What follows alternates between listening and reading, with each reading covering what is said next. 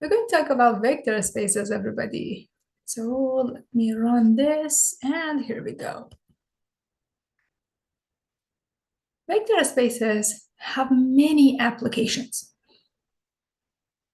In machine learning, deep learning, support vector machines is machine learning algorithm used for classification and regression tasks. In support vector machines, they basically find hyperplane. So remember these keywords. We're going to use these in linear algebra class. Hyperplanes separate different classes in the feature space. The support vectors are the data points closest to the decision boundary. The support vector machine optimization problems usually involves maximizing the margin between classes, so we can easily separate classes and we can easily identify them. Another one that you might see is kernel functions. In support vector machines, a kernel function computes the inner product. So again, another keyword which is highlighted here for you, for later on when we're talking about the contents, we're defining some important terminologies in linear algebra, you're going to see these again. So again, hyperplane and inner product between vectors in a transformed feature space without explicitly representing the vectors.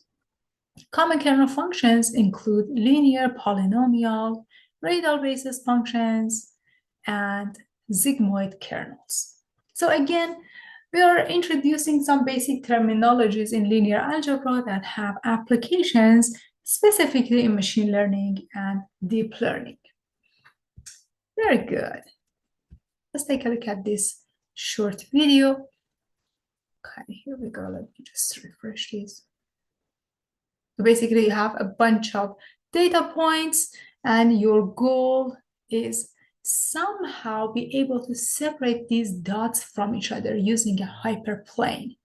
So this is a topic that is specifically focused in machine learning and deep learning. But again, we're using hyperplane. Hyperplane are basically mathematical objects that we're going to introduce in linear algebra.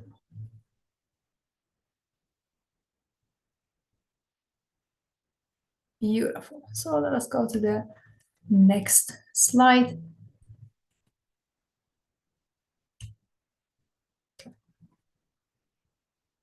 Let me get out of this page.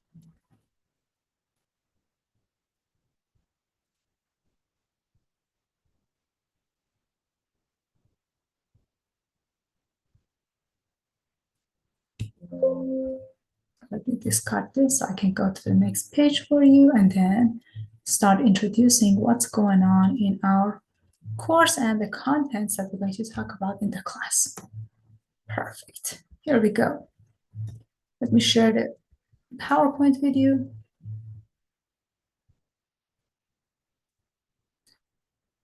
You learned about vectors in calculus. These are the basic topics that we talked about in calculus.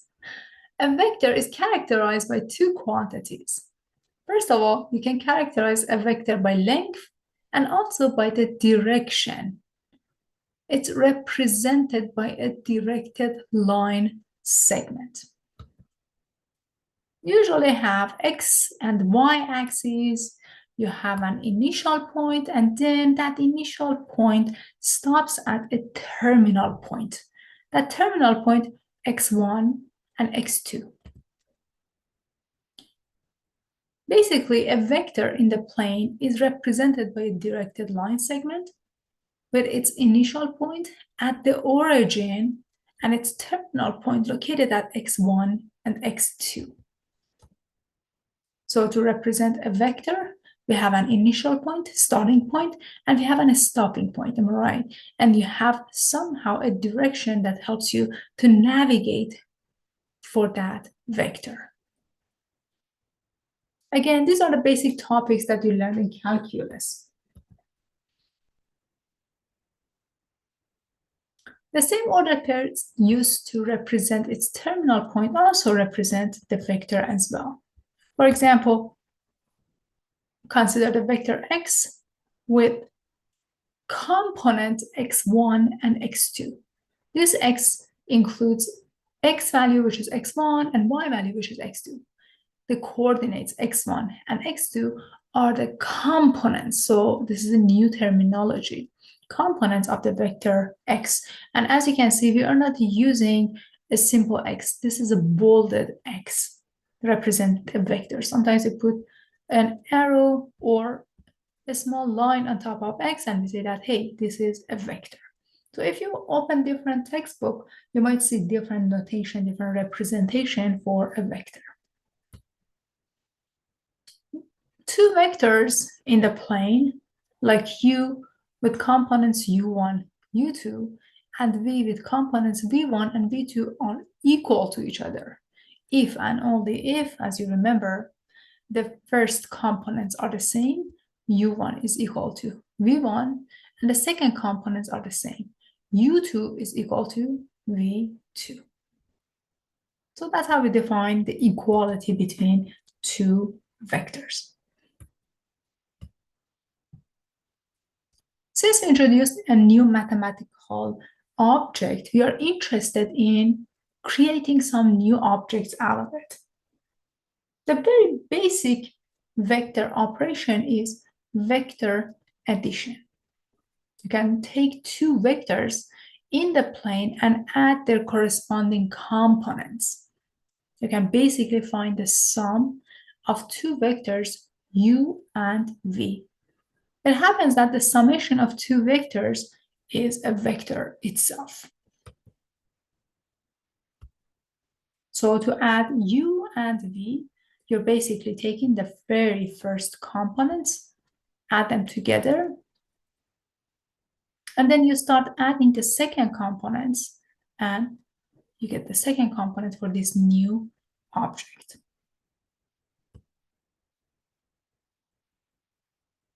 The sum of two vectors in the plane, if you try to visualize this, can be represented by a diagonal of a parallelogram having u and v as its adjacent sides. So consider two vectors, u and v, and then you try to add these two vectors together. You're basically finding the diagonal of the parallelogram here. So u plus v is a new vector which is created by adding the first components of vector u and vector v, and addition of the second components of vector u and vector v. As you remember in calculus, we find the difference between two vectors, we find the dot product, we find the cross product, and so on.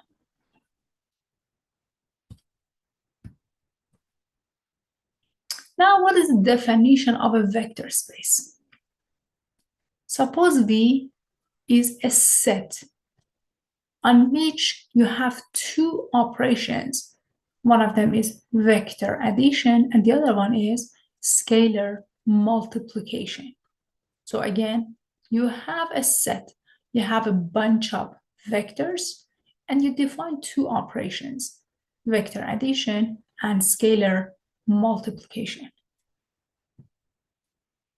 If the listed axioms are satisfied for every u and v and also w in this set, and every scalar, which is basically a real number like c, and another scalar like d, then this new object in math is called a vector space. But what are those axioms? First of all, it must be closed under addition. What's the meaning of that? It means that if I take two vectors from V, the summation is also a vector in V. So that's the definition of closure under addition. U plus V is the same as V plus U. This is called the commutative property. For those of you who took discrete math and set theory, You're already familiar with these properties. The third property says, hey, u plus v plus w is the same as u plus v plus w. It doesn't matter which two I group by first. I can add v and w first and add it to u, or I can just grab u and v, add them together, plus w. This is called associative property. Now, additive identity. What's the meaning of that? It means that there must be an element like 0 in that set V such that for every u in V, u plus that element, which is 0 or additive identity, the outcome becomes u itself. So far, we introduced 1, 2, 3, 4 axioms. The fifth axiom is additive inverse. For every u in V, there is another vector in V, which is denoted by negative u, such that if I add u and its opposite, the outcome becomes the 0 vector. Guys, sometimes this 0 is just a numerical value. Sometimes it is a different object that depends on how you define this set. So this is not just set of numbers or just simply set of random vectors. You might end up having other mathematical objects here. Okay, so 5 axioms for addition. What about scalar multiplication? Scalar multiplication must have more axioms included in it. For example, it must be closed under scalar multiplication. This set V must be closed under scalar multiplication. What's the meaning of that? It means that if I have a real number like C and multiply it by u, which is an element in V, which is a vector in V, the scalar multiplication is also a member in V. What else? Distributive property. What does it tell me? It tells me, hey, I can distribute this scalar over addition. So C times U plus C times V. We have distributive property. More properties, everybody. More axioms. Distributive property when you have the addition of two scalar. So if you have C plus D and you multiply by U, it is CU plus DU. So it doesn't matter if you have one scalar. The addition of two vectors, you might end up having the addition of two real numbers, the scalars, times U. This must be equal to CU plus DU. We also have associative property, which says, hey, if I multiply C by DU, it's the same as multiplying CD by U. So you can group these together, do the multiplication first. And finally, here you had additive inverse, you have scalar identity. Sorry, you have additive identity. Now you have scalar identity. So remember these two. For additive identity, you had a 0, 0 plus u is equal to u. And for scalar identity, you have 1 times u equals to u. So any set with these 4 axioms defined for it is called a vector space. And again, when you have vector space, you have a lot of objects and many operations that you can define for that vector space. You can define hyperplanes, you can define the inner product, and then you can generalize that to machine learning and deep learning that we introduced at the beginning of the course. Okay, So this is a general definition. Give us some examples.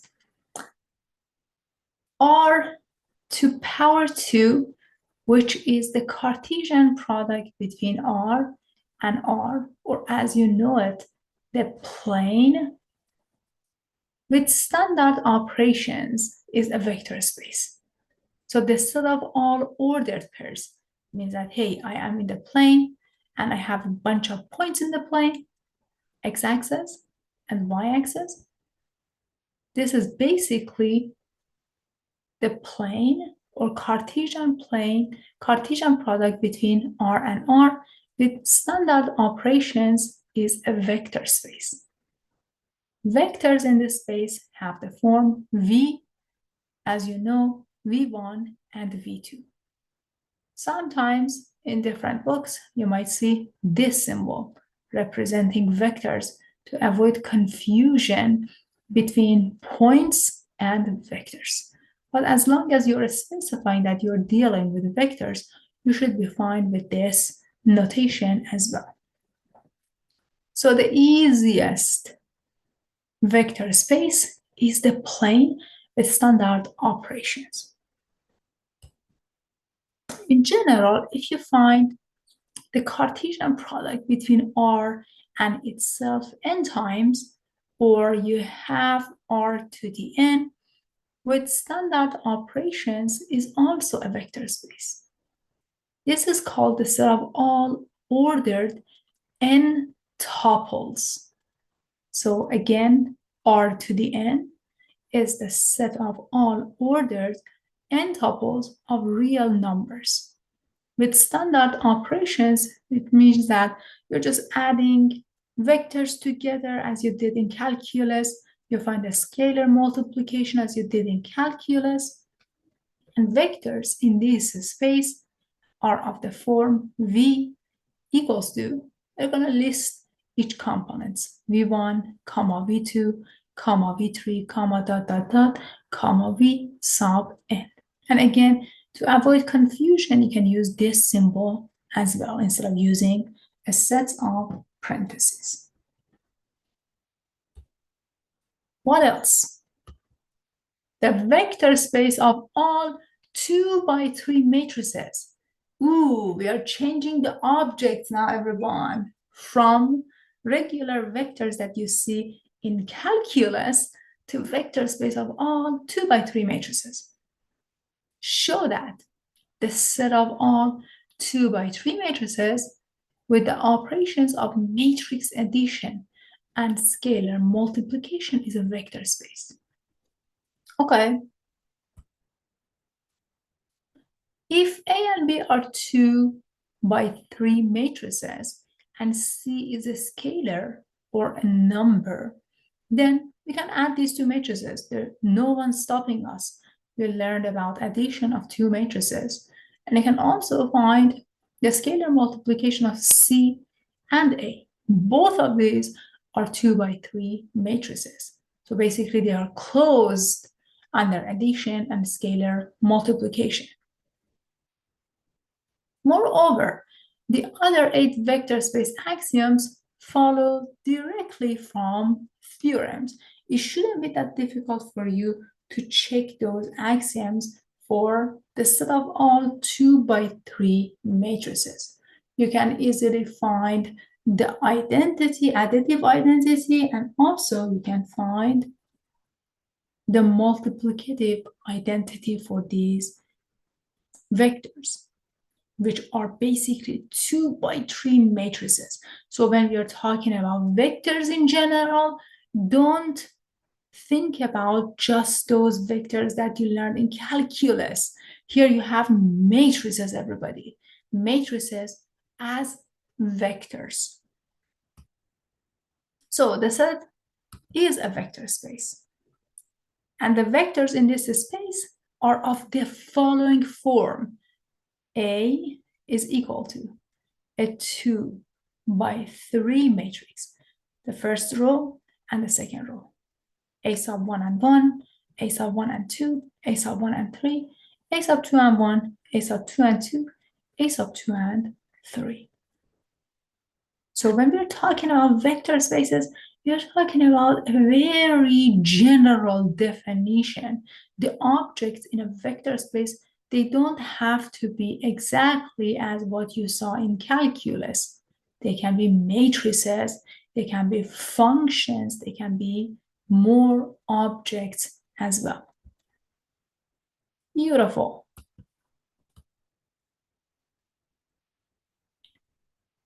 The vector space of all polynomials of degree 2 or less. So now we are introducing a new vector space. The objects in that vector space are polynomials. Who knew? We learned about vectors in calculus. They are all of the form of just a bunch of numbers and we can graph them easily. But in linear algebra, we learned that, we have other objects that we can take. We can form a new set with 10 axioms to met, and we call it a vector space. So how do we represent a polynomial of degree 2 or less? We're going to write it as P sub 2 be the set of all polynomials of this form.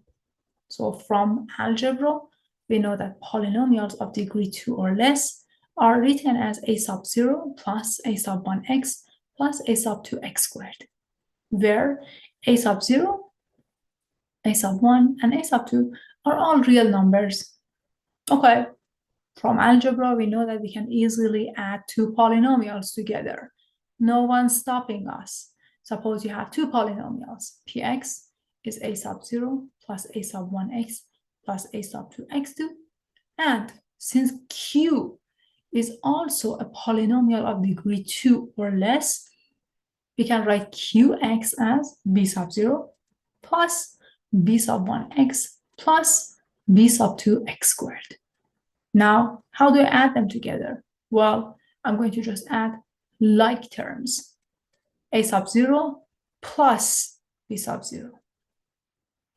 A sub 1x plus b sub 1x.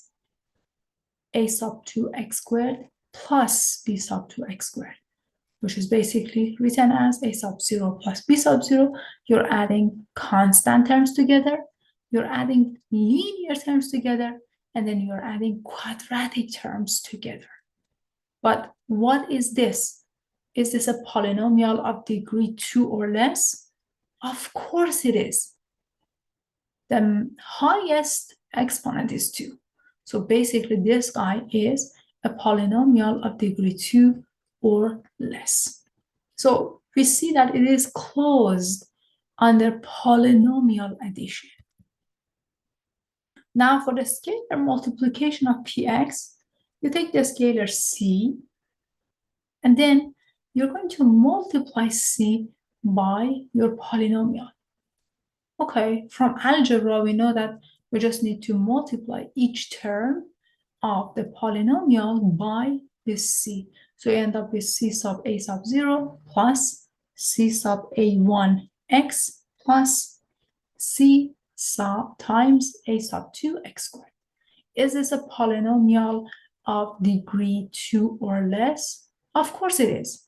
But what's the meaning of that? It means that this set, which is the set of all polynomials of degree 2 or less, is closed under addition and also closed under scalar multiplication. Now what? We can show that P sub 2 is a vector space. So again, verification of each of 10 vector space axioms should be very easy for you. For example, the set of all real numbers is closed under addition. So since we are defining a polynomial by taking some random elements multiplied by x and x squared, if you add them all together, you end up with the exact same polynomial of degree 2 or less. Or as we saw here, it is closed under addition. Now, it is closed under addition, and then we can easily verify that it is possessing the commutative property. How so? If you add px and qx together, px is a sub 0 plus a sub 1x plus a sub 2x squared plus qx is b sub 0 plus b sub 1x plus b sub 2x squared. Basically, you can take constant terms, a sub 0, b sub 0, plus you can take linear terms, a sub 1x, b sub 1x, and then you can take quadratic terms, a sub 2x squared, b sub 2x squared, and then add them together. Since it's basic algebra, you can switch the order. A sub 0 plus b sub 0 can be written as b sub 0 plus a sub 0. Just flip this, switch these, plus b sub 1 plus a sub 1x plus b sub 2 plus a sub 2x squared. Again, we are not doing anything special. We're just using algebra to rewrite these in different order. So basically, this guy can be written as b sub 0 plus b sub 1x plus b sub 2x squared, which is nothing but qx. Then a sub 0 plus a sub 1x plus a sub 2x squared is your px. So you started adding px and qx, and you ended up seeing qx plus px. So what's the meaning of that? It is commutative under addition. Here we go. The zero vector in this space is basically zero polynomial. So on the exam, in the homework, if I ask you to identify the zero vector, you cannot just say that it is zero. You can say that it is called zero polynomial. 0x is equal to 0 plus 0x plus 0x squared. Okay.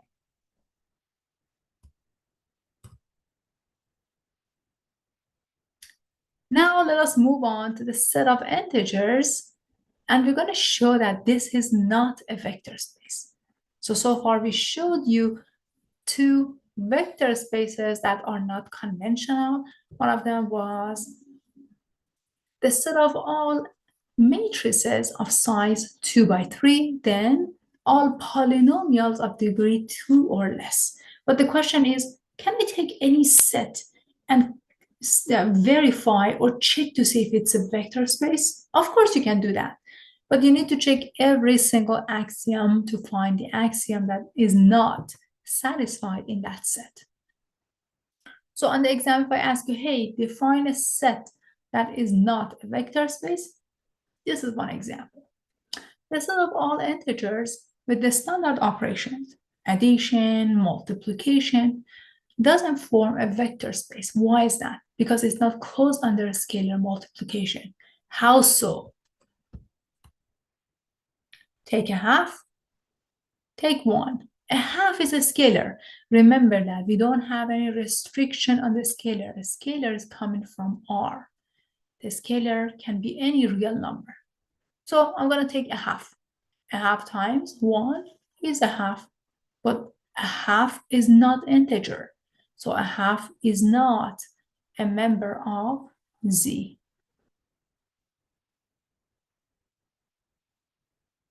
So basically, we can easily say that it's not closed under scalar multiplication. So Z with these operations, addition and just simple multiplication, doesn't form a vector space for us. The set of second degree polynomials is not a vector space. Guys, remember that in previous example, we took polynomials of degree 2 or less. But in this example, I'm just saying that, hey, the set of second degree polynomials, just second degree, not less. Okay, why this guy is not a vector space? The set of all second degree polynomials doesn't form a vector space. Why is that? Because it's not closed under addition. How so? To see this, consider the second degree polynomial px, x squared, and another one, 1 plus x minus x squared. If I add these two together, negative x squared and x squared disappeared. The summation is not of degree 2. The degree here is 1, not 2. So since this new polynomial doesn't have degree 2, it cannot be a member of the set of second degree polynomials. So this polynomial, the summation 1 plus x, is of degree 1. It's not of degree 2. So this guy is not a member of this set. So we basically say that, hey, this set is not closed under summation, under addition. So this guy is not a vector space.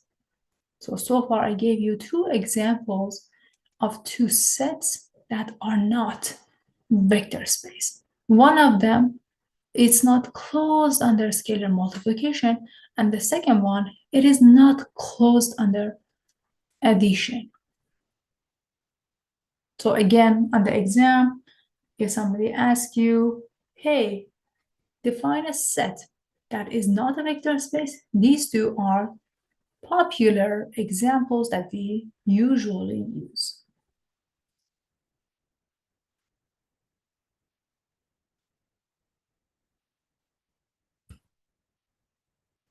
Now let us go back to calculus, everybody.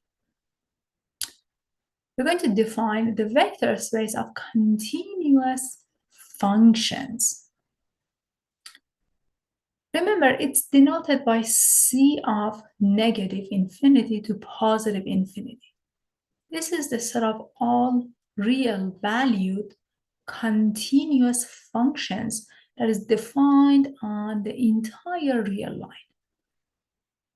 So the notation that you're going to use, the representation for the set of all real valued continuous functions is c of negative infinity to positive infinity. So the vectors here are functions. Ooh, that is interesting. So the vectors are function here.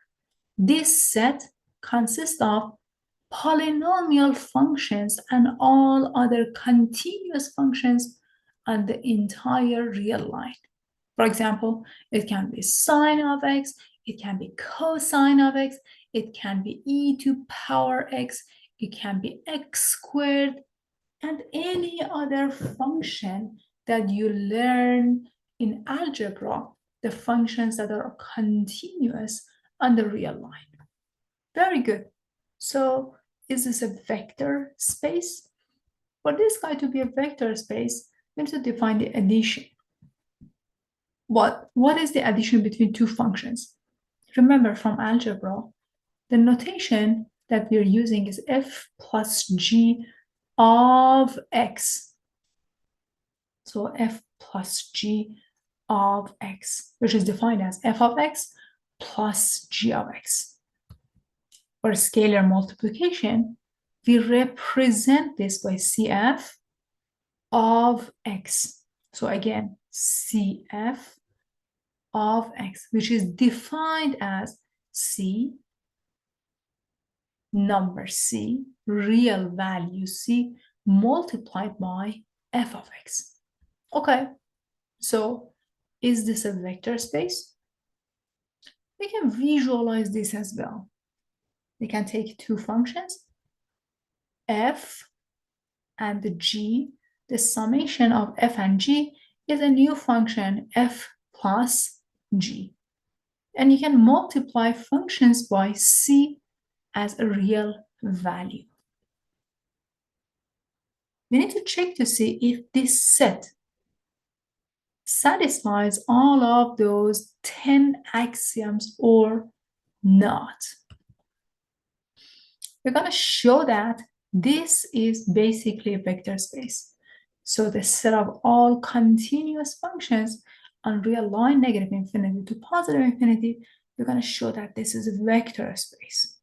Not the conventional vector space that you saw before, but we are learning new vectors and new objects here. Take a look. To verify that this set is closed under addition and scalar multiplication, we can basically use the result from calculus. Remember that if you have two continuous functions, the summation is also a continuous function. And of course, if I multiply a continuous function by a scalar, the outcome is going to be continuous as well. So this is basic definition. Now, how do we define the additive identity? We're going to define the additive identity to be f sub 0 of x equals to 0, which is the zero function. So again, guys, in this world, we're talking about vectors, and vectors are functions. It's not number 0. This is function 0. And then this function is continuous on the entire real line. This is basically y equal to 0. And as you know, this is just basically x-axis, which means that it is in the set of all continuous functions between negative infinity to positive infinity. Moreover, if f is any other function that is continuous on the real line, then we can easily conclude that f plus f sub 0 evaluated at x, which as we know we define it as f of x plus f sub 0 of x is going to be f of x plus 0 function equals to the same function as well. So we have the additive identity, which is our 0 function.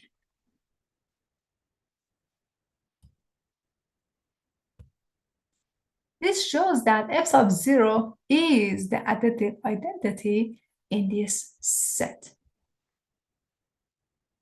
So you can easily verify the rest of the axioms. It shouldn't be that difficult for you because you saw this in algebra, pre-calculus, and calculus.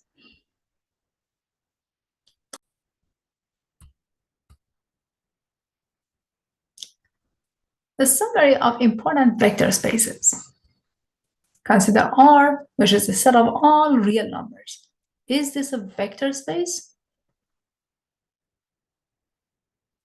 Definitely this guy is a vector space. What about plane, the set of all ordered pairs? Yes, this is another example of vector space. What about the set of all ordered triples, which is basically the plane? This is another example of a vector space. And finally, the set of all n-tuples, another example of a vector space. The set of all continuous functions defined on the real line with objects or vectors that are functions. Also, C open close bracket a comma b, which is the set of all continuous functions defined on a closed interval.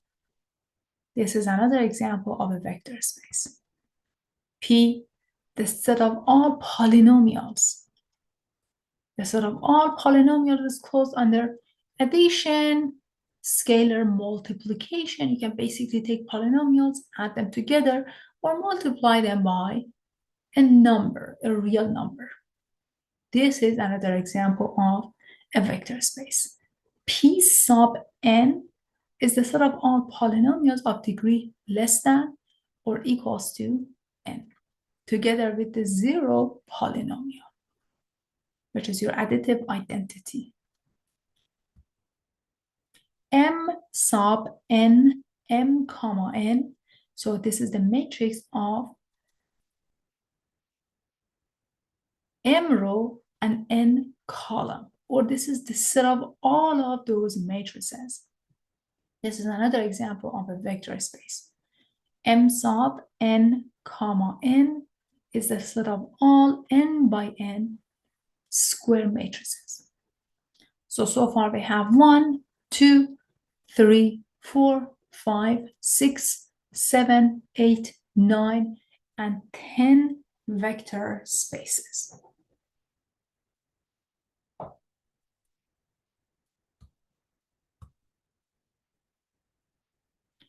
Another example for you of a set that is not a vector space. Let V be the plane, so you have plane. I'm going to take that part of the plane which includes ordered pairs of real values with standard operation, addition, and the non-standard definition of scalar multiplication that I'm going to, as a mathematician, I would like to define the scalar multiplication this way. No one's stopping me. C of x of 1 and x of 2 is equal to C times x of 1 and 0. This is the way that I want to define this operation. No one's stopping you. We can define different operations in math. This is not a vector space. Well, this is just a set with two operations on it. But this is not going to be a vector space. How so? Why? To be a vector space, you need to have these 10 axioms to be met. Which one is not met? Take a look. The operation of scalar multiplication is non-standard. It means that, hey, I'm going to define it this way. I'm going to take C multiplied by x1 and x2, and I'm going to say the result must be of this form. C x1, comma 0. Okay, you say, hey, I'm going to find the product between 2 and 3 and 4. I'm allowed to do that. 2 is just a scalar. 3 and 4 is basically an ordered pair. So if I multiply these two, I get 2 multiplied by 3 and 4, which by this definition is 2 times 3, comma 0. This guy doesn't change. My y values, they are all 0. My y value, they basically vanish. So the result is 6 and 0. Okay. Now take a look at this. If I multiply 1 by 1 and 1, by following the definition, it's going to be 1 comma 0, which is not 1 comma 1. So if I multiply 1 by u, instead of getting u back, I get something different. I don't get 1 and 1 back. I get 1 and 0 back because of this definition. So since when I multiply 1 by u, and it's not equal to u itself, it's equal to something else, this last axiom is not met. So this is not a vector space, everybody. So to check to see if something, some set is a vector space or not, you need to check each one of these, or you're lucky to verify that one of these is not met. So in this special case, in this special example, Cx1 and 0 is the key that I go into 10 directly. I'm not checking these one by one. I'm just looking at this one. Hey, 1 times u must be equals to u. So what if I plug in u as 1 and 1 or something else? It doesn't matter. And multiply by 1. 1 times 1 and 1 must be equals to 1 and 1 based on the axiom that I have here, the 10th axiom, which it's not going to be happened here because based on this definition, the y value vanishes. The y value now becomes 0, which is not the same as 1. So the last axiom is not met. This is not a vector space.